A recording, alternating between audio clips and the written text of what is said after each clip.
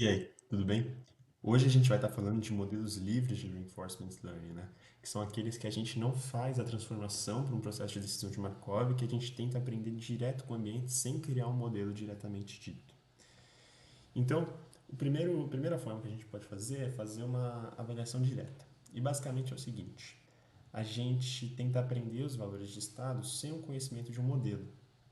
E aí, para fazer isso, basicamente o que a gente faz é a gente inicia uma política aleatória e aí para cada estado que é visitado a gente observa, né, a soma dos ganhos futuros descontados e para cada vez que a gente visitar esse estado a gente guarda isso e depois faz uma média a partir disso.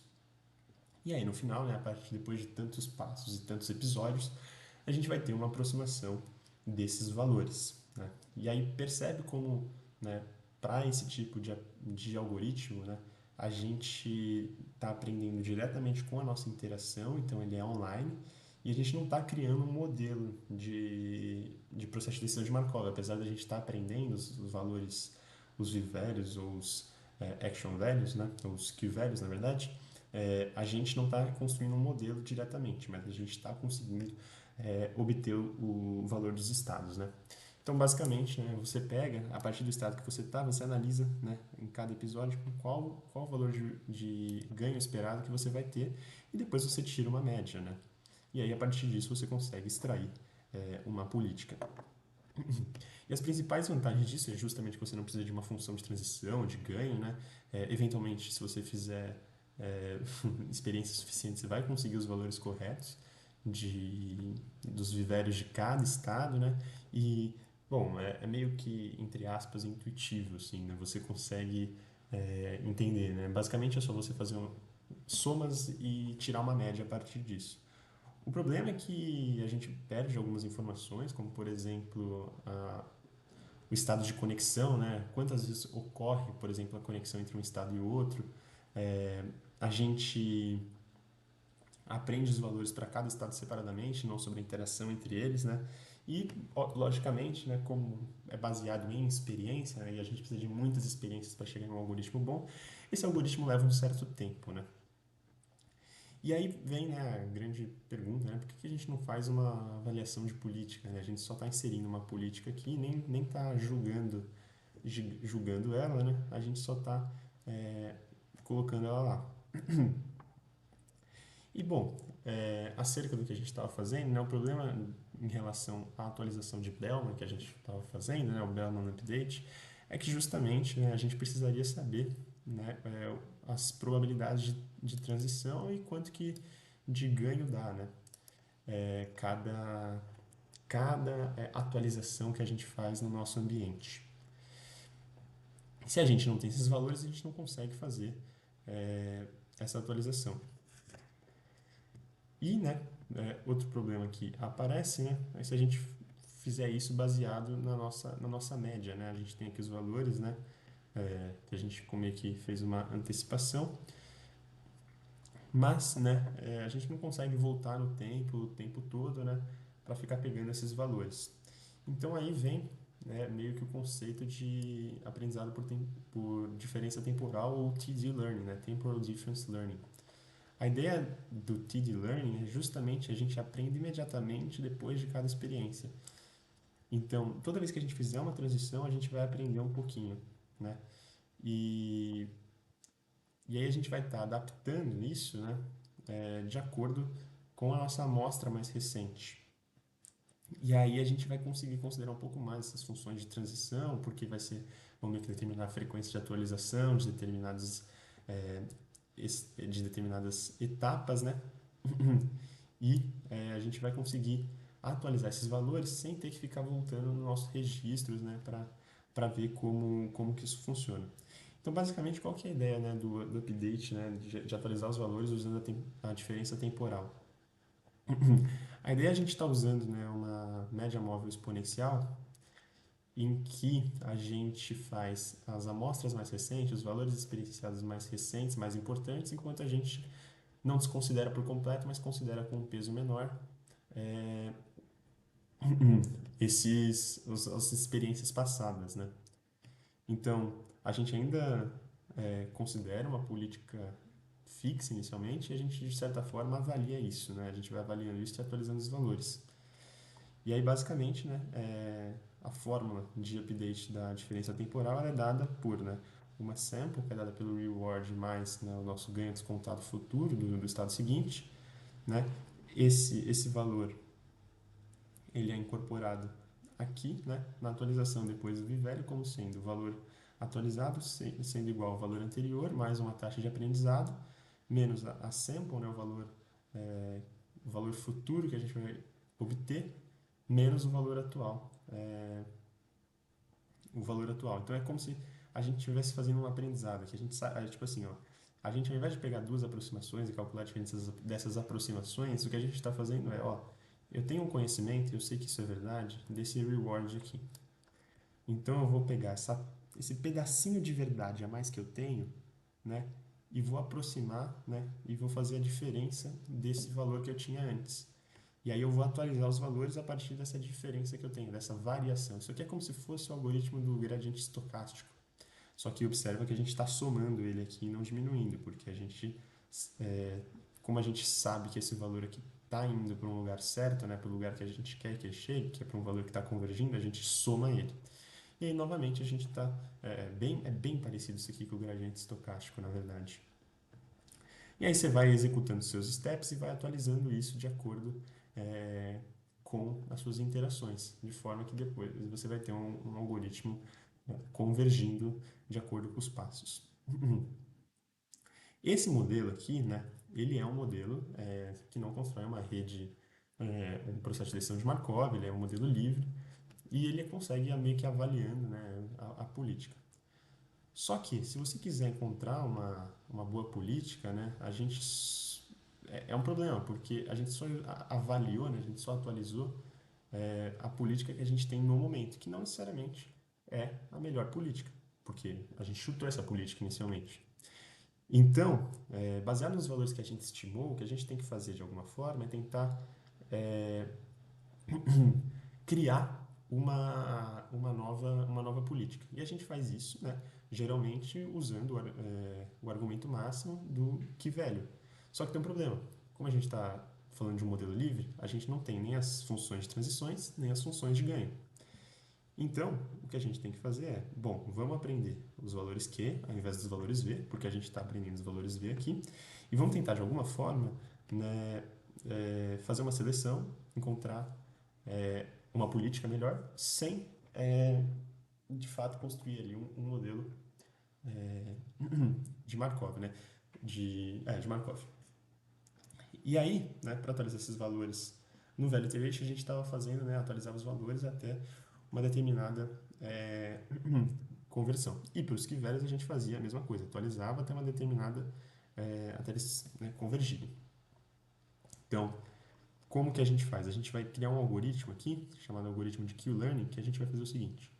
A gente vai iniciar um valor Q para todos os estados, né, e umas ações arbitrariamente, e vai considerar o valor Q final como sendo zero. E aí, para cada episódio que a gente tem experienciado, a gente vai calcular uma ação, observar o ganho e vai usar o conceito de Temporal Difference Learning nos valores Q. Então, a gente vai atualizar o nosso valor Q baseado, né, na diferença do que a gente conheceu de novo aqui, menos o que a gente tinha anteriormente. E aí percebe que a gente vai atualizando esses estados e vai mudando os valores. Então, a gente também tem que observar duas coisas aqui, né? A gente está atualizando a cada episódio, né? E a gente está interagindo diretamente com o ambiente até que a gente alcance, né, um determinado critério de parada, né? Que no caso aqui seria alcançar o estado terminal. E observa como aqui a gente não tem mais meio que uma política determinada, né? A gente não tem a gente não está mais fazendo uma avaliação de policy evaluation. Então, nos algoritmos que a gente viu aqui em cima, né, como o TD Learning e esse primeiro aqui, que é o Direct Evaluation, a gente estava sim seguindo uma política inicial e a gente estava seguindo essa política inicial, né? Só que pro algoritmo de Q-Learning, a gente não segue mais uma política inicial, a gente só chuta, né, uma ação e vai seguindo o nosso algoritmo a partir disso.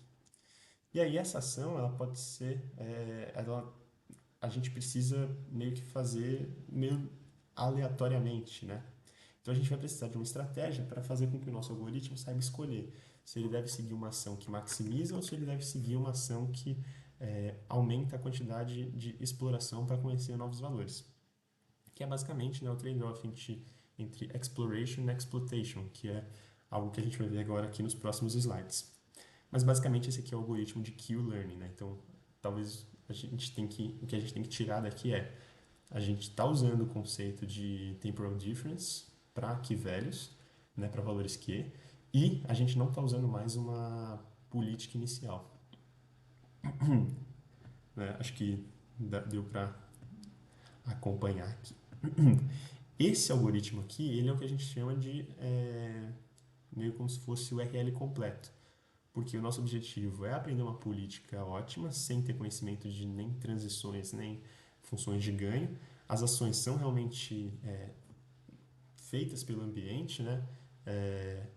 E os resultados observados, né? Isso é diferente do que a gente fazia, né? Existe um grau de aleatoriedade das ações, né? Não são ações que são inseridas planejadas, né? Por um processo offline.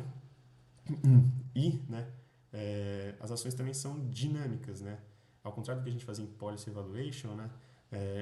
As ações aqui, elas são de forma dinâmica obtidas pelo agente de aprendizado. Não existe uma política sendo inserida para essa política ser avaliada, né? Não existe política inicial, você só joga os valores ali da forma que que o seu algoritmo quiser tomar ações. Então, isso aqui é o que a gente chama de RL ativo em contraste ao que a gente chamaria de RL passivo, né? Que é quando a gente tem uma política de entrada fixa. Sobre a convergência, esse algoritmo ele converge, né? Para uma política ótima. E aí os principais desafios disso é justamente garantir que a média móvel converja, né? Então a gente tem que ter uma taxa de aprendizado pequena o suficiente. Só que quanto menor essa taxa de aprendizado, mais demorado fica, porque a gente avança de pouquinho em pouquinho, e aí esse processo de avançar em pouquinho leva muitas iterações, e pode ser muito difícil, às vezes, você realmente chegar nesse valor de passo, né? Então, e também, obviamente, o quanto que a gente vai explorar e o quanto que a gente vai seguir o melhor caminho, né? É justamente isso que vem à tona, né? Porque se você explora, se você decide explorar muito, você pode demorar muito para convergir, né? Vai ficar obtendo novas informações, só que você não vai estar maximizando o seu ganho. E se você fica só no melhor caminho, né, que às vezes é o primeiro caminho que você descobriu, ele já é melhor que todos os outros. Você não sabe se aquele caminho ele vai ser o melhor caminho que você consegue atingir, ou se existem caminhos melhores e você, por exemplo, não está explorando o suficiente. E aí a gente vai ver, né, como que a gente faz isso, né, como que a gente faz esse trade-off, né. Então, para fazer o exploit, né, como para seguir o melhor caminho, é basicamente a gente usar o argumento máximo, que é o que a gente fazia. Só que para explorar, a gente vai usar basicamente o que a gente chama, e talvez o mais simples, que é o epsilon greedy, que é o epsilon ganancioso, alguma coisa assim, que é para cada passo que a gente dá, existe uma probabilidade do nosso agente simplesmente não seguir esse caminho e tomar uma decisão aleatória. E aí ele vai explorar uma nova área. E isso é muito bom, porque aí a gente vai ter mais exploração, só que não vai ser um nível de exploração tão forte, né? A gente ainda vai conseguir maximizar os nossos ganhos de alguma forma, só que mesmo assim estando maximizando e explorando e maximizando ao mesmo tempo, né? Existem outros algoritmos que fazem isso, né? Funções de exploração, né? Então, valores modificados de que velhos são usados, né? Para considerar os valores. E aí existem muitas funções que você pode considerar aqui. Mas, inicialmente, acho que o epsilon greedy ele é, um, pode ser considerado, né? Como melhor. Mas existem sim ideias melhores e coisas mais complexas para serem usadas. Mas o Epsilon Grid, no geral, funciona muito bem, né? E aí, vem aqui, né, só para finalizar, é, como que a gente faz para generalizar bem isso através dos estados? Então, a gente está aí aprendendo pelo Q-Learning muitos valores a partir de ações totalmente aleatórias. Esses valores que a gente aprende, eles vão ser guardados em uma base, por exemplo, né? Em uma base tabular. Só que, pensa, para problemas reais, né, a gente vai ter milhares de pares de ações para aprender. E aí isso vai consumir muita memória. Então, de alguma forma, a gente tem que tentar generalizar isso melhor, né? Reduzir os números de valores armazenados e tentar inferir alguma coisa a partir disso. Isso geralmente é uma ferramenta que a gente usa para inteligência artificial, né? Essa capacidade de generalizar a partir de um pequeno número de amostras é uma tarefa que algoritmos de inteligência artificial, né, redes neurais no geral, fazem. Então é justamente isso que a gente vai tentar abordar a partir das próximas aulas. A gente vai tentar usar redes neurais para aproximar os key values, ao invés da gente tentar fazer uma previsão de cada valor individualmente. Então, né, com isso a gente fecha isso aqui. A gente viu hoje algoritmos passivos, a gente viu modelos livres no geral, viu algoritmos passivos, que são aqueles que têm uma política de entrada inicial. Vimos também os modelos livres ativos, que são aqueles que não têm uma política, que eles vão tomando ações aleatoriamente, né, a partir daquilo que eles entendem como sendo melhor, baseado também em um Epsilon Grid, que pondera entre exploração e entre exploration e exploitation, né? E aí a gente finaliza dizendo aqui que guardar tudo isso é muito difícil, que talvez seja melhor a gente aproximar esses valores com uma rede neural. Espero que vocês tenham gostado até aqui. Vejo vocês no próximo vídeo. Um grande abraço e fui.